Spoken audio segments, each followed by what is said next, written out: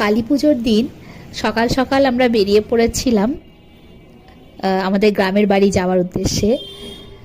তো যাওয়ার পথে রাস্তায় হঠাৎ গেল আমাদের গাড়ির টায়ার পাঞ্চার হয়ে, আর আমাদেরকে এই জায়গাটায় কিছুক্ষণের জন্য দাঁড়িয়ে থাকতে হয়েছিল। তো জায়গাটা এত সুন্দর লাগছিল যে মনে হলো একটু ভিডিও করি। আসলে মানুষ কতটা পাগল হলে এরকম পরিস্থিতিতেও ভিডিও করার কথা ভাবতে পারে। জায়গাটা কিন্তু সত্যি খুব সুন্দর, চারিদিকে সবুজ গাছপালায় ঘেরা, আর মাঝে মাঝে গাড়িগুলো চলে যাচ্ছে।